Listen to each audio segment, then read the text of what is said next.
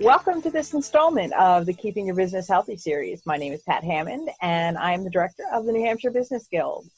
Today, I am joined by business strategist and supply chain expert, Dr. Cynthia Kaminsky, president of Process and Strategy Solutions. Keeping Your Business Healthy is a series of videos and articles designed to help your business survive and thrive during the current COVID-19 crisis. Our focus for the series is leadership, performance, and communication. And today's episode is part one of Cynthia's tips for how to communicate effectively with your remote team. Thank you, Pat.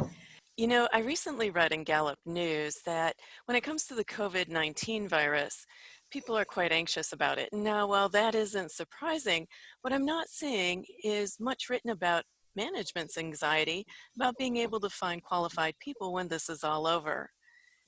People are like puzzle pieces. As the decision maker, you hire people to fit skill sets and experience needs.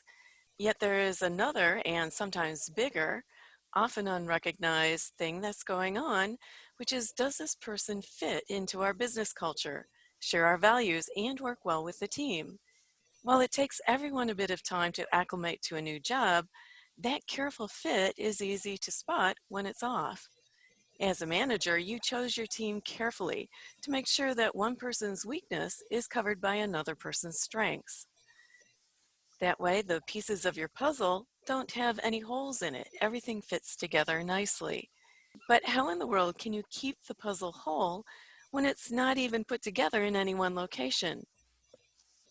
To get to these answers, we'll look at effective remote meeting tactics because there are different meeting style needs based on individual work style preferences. I think it's fabulous that so many managers want to make most people feel included and part of a team. How that is obtained is quite tricky.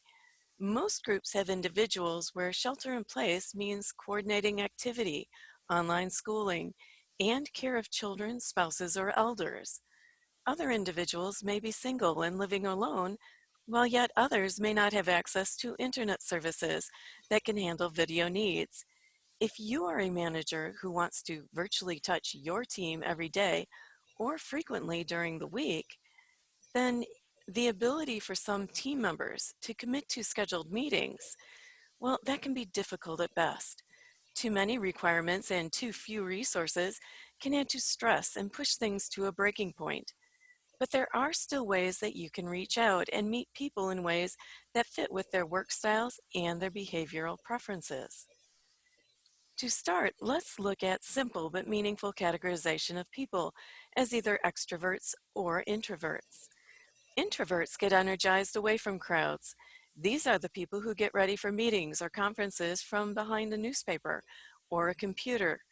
They purposefully limit inputs so that they can be ready for upcoming discussion. When thinking through jobs that introverts migrate into, you'll find them in detail-oriented, high-skilled, high-concentration jobs such as engineering, the sciences, data analytics, and programming. Not everyone in these jobs is an introvert, but a good number are, and you cannot expect them to feel comfortable in the same type of environment that an extrovert likes. Extroverts get energized in crowds. These are the people who go to bars after a tough day to mix and mingle. While introverts may go to the bar, they're not there to mix and mingle, they're there to quietly unstress. As I said, that's completely different than the extroverts who can't wait for the crowd to start. Extroverts are often found in sales, marketing, HR, and customer service, anywhere that requires constant interaction with people. What all this means is that you'll want to carefully plan the frequencies of holding meetings, the length of the meetings, as well as the content of each one. Depending on the work style, those will all be different choices. For example, introverts are concerned with getting their deliverables completed on time. They are fine with meetings that have a work purpose, but not with meetings for chit-chat. For introverts, you'll want a weekly status meeting with a set agenda, time limits, and conversation that is to the point. These are the people who relish some time working at home because there are fewer or no interruptions. Extroverts would rather have more time together. It satisfies their need to be around people, to share what's going on, to be in a visible community. For this group, meetings may be more frequent, perhaps even daily for a short time, to give all of them a shot in the arm of adrenaline to keep things moving forward. But no matter whether introverted or extroverted, there will be meeting conflicts. Your business had them even when people still worked on the inside as a team and could focus solely on work. Now there are so many more points of conflict and contention for their attention. As a manager wanting to keep employees feeling like team members, you could have one mandatory meeting per week where everyone needs to be on live and others that are optional. They would be held under the understanding that if you can join, great, we'll be speaking on this topic. And the recording will be stored in a specific place on our shared drive. You can access it at any time. And incidentally, this is great for people who do attend the meetings because now they don't have to worry about taking notes and missing what's being said. Instead, they can concentrate and remember what they promised because they can go back and access that video. What matters most is continuity and stability that can be relied on. Set the mandatory meeting time and day of week and keep it no matter what. If your team had a daily huddle for 15 minutes before sheltering in place, then keep it up. If your team didn't have a huddle but is full of extroverts that could use one, put one in at specific times on specific days of the week every week. If your employees need water cooler moments, smaller teams can get together weekly just to talk and kibitz about project work, new requirements, complaints, compliments, and to inspire action. Not every meeting must be tightly controlled, but make sure that people know the structure beforehand. As a quick recap, different groups or categories of people require different styles and frequencies of meetings in order to keep ideas and innovation flowing, as well as to keep engagement in your firm. It's your job as a manager or exec to make sure things stay on target.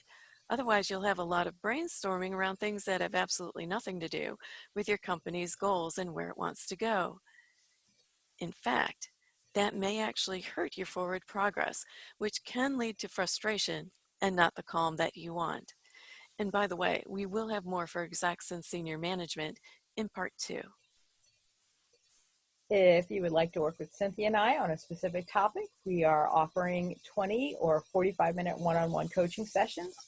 To schedule a coaching session, please visit aligningstrategy.com and click the sign up button. Also, ebooks are coming. We've been asked to expand on some of the content that we've been putting out there for the COVID-19 crisis. So we are in the process of putting together a couple ebooks and workbooks to help you and your team make it through to the other side. Thank you for attending this installment of Keeping Your Business Healthy series. If you have a question or a topic suggestion for a future episode, we want to hear from you. You can contact me directly at success@nhbusinessguild.com, or you can reach Cynthia at success@processstrategysolutions.com.